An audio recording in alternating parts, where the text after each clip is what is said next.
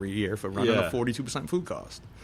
I like it. And in labor it wasn't really an issue, because there was so much money, And if we came up negative, they would just assess the membership. Mm-hmm. The membership would put out more money. Yeah. They didn't want to assess the membership, but they would assess them for greens. They would, it's just crazy how much money people throw away on a hobby. I mean, and I like playing golf. Yeah. But it's ridiculous how much money people spend at these places. Like, there's people that have $7,000 bills at the end of the month. Like, I don't know too many people that can afford a 7G recreation. Yeah. A month. Yeah. That's just plus you're paying membership fees. Right, your membership fee plus living. Yeah. That's just to fuck around, at the club, But Eddie was crazy. Eddie, the GM, was nuts. One time, it was bad snow. I was in Puerto Rico, got back.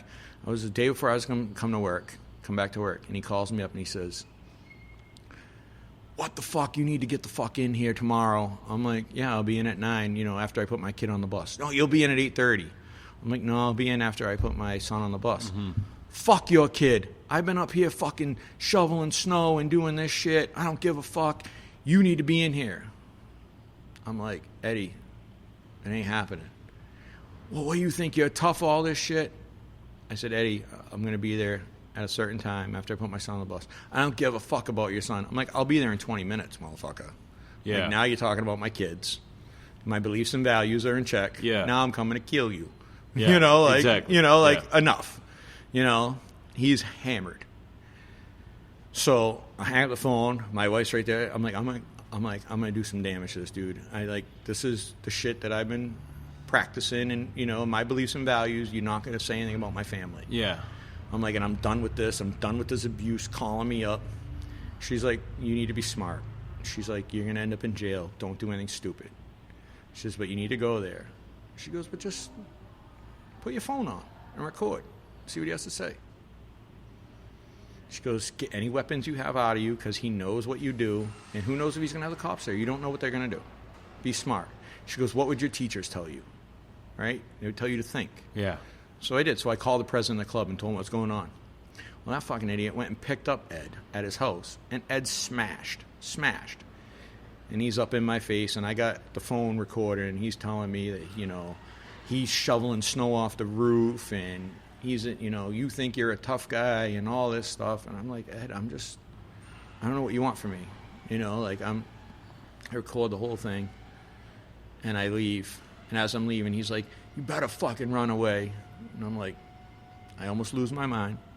But the president of the club says, "Andy, he's drunk. Just go home." And I said, "Thank you. That's all I needed. I'm recording everything. Yeah. We'll talk tomorrow." Mm-hmm. I'm done with this shit. This guy's been bullying everyone for too long.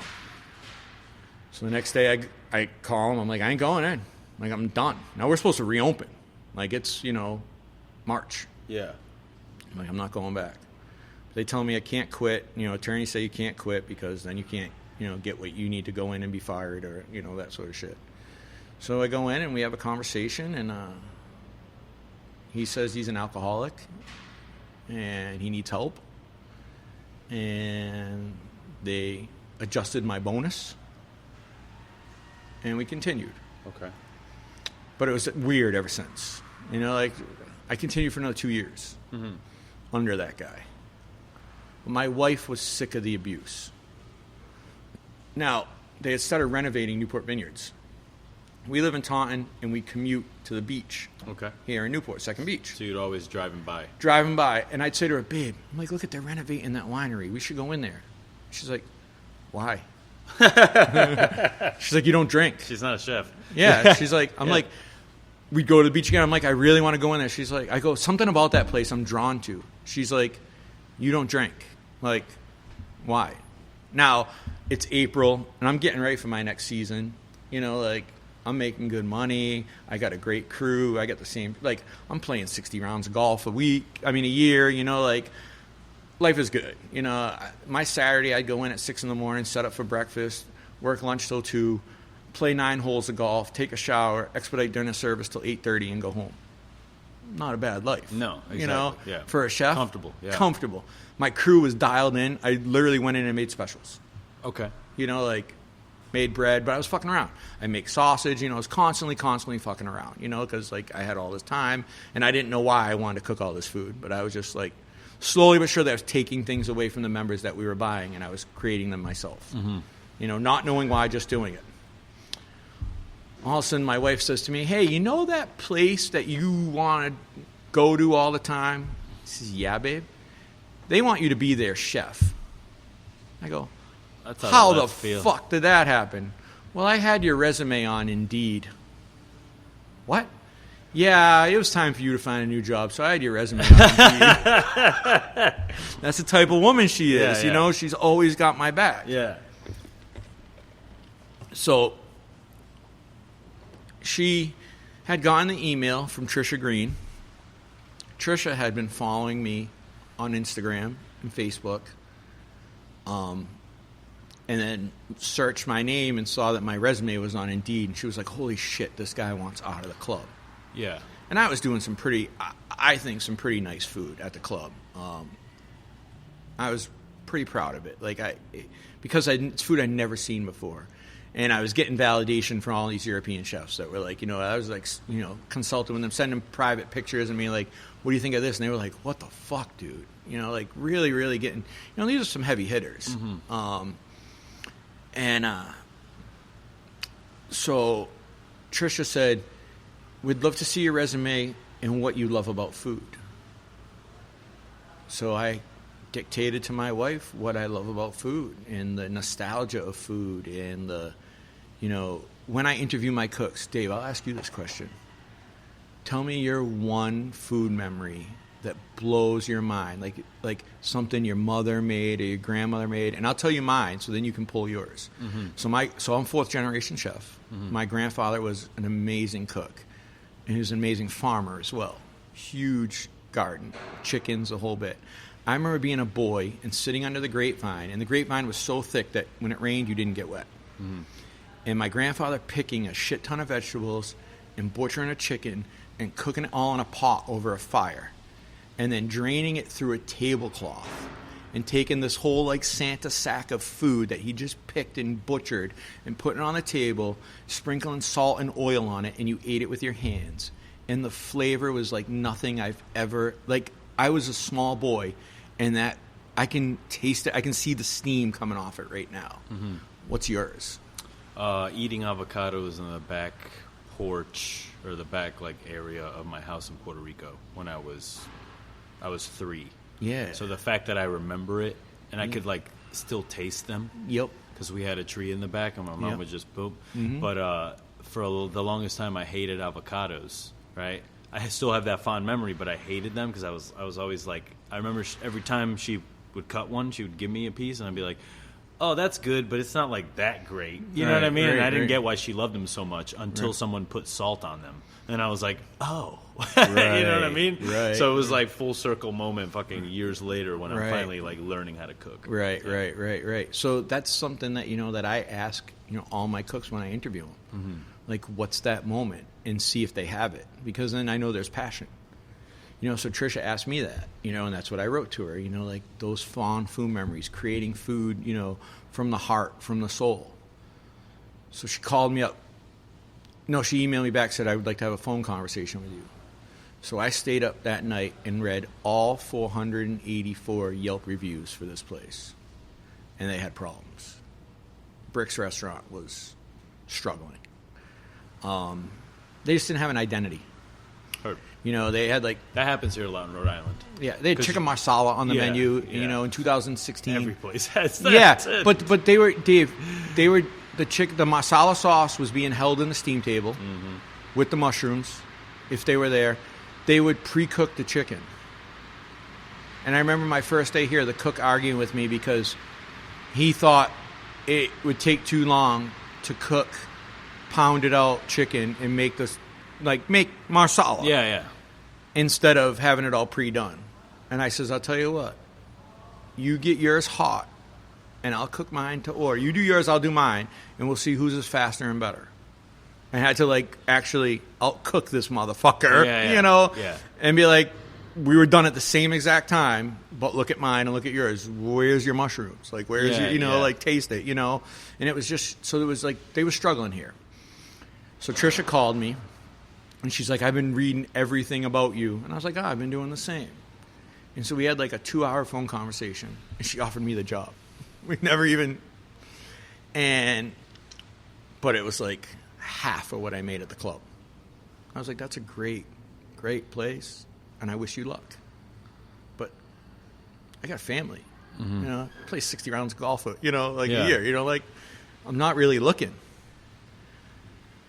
So she called me back like 2 hours later, and she's like, we can do this for money. And I'm like, this is fucking weird. Let me come out there. So, like, I was, like, at the gym. I went home, took a shower, came here. Yeah. And she showed me this place. And it's still wrapped in plastic. And we had, like, a 3-hour interview. And I just talked, like we're talking, about food, I said to the owner, it's like, your menu's shit. She's like, tell them what you think of the menu. I'm like, no. She's like, you can. I'm like, it's shit. I go, for what you want and what you have here, you're doing that? No wonder everybody's like, it's a one and done. Yeah. No one wants to come here. Yeah, like, it's just not what this, this place is. They wanted a farm-driven restaurant that was, everything was made in-house and locally sourced. She's like, can you do that? I said, absolutely. I didn't know a single fucking farmer. Yeah. I never done that in my life. True chef passion. Yeah, I'm like, yeah, I'll 100%, do it. 100%. I'm like, how much? Shit, I gotta figure this out now. Yeah. Right, it was a massive pay cut. But I went to Emily, my wife, and I said, how much can we afford? Because I really want this job. Yeah. This is my chance. If I want to do this, and the club was killing me. It was eating my soul.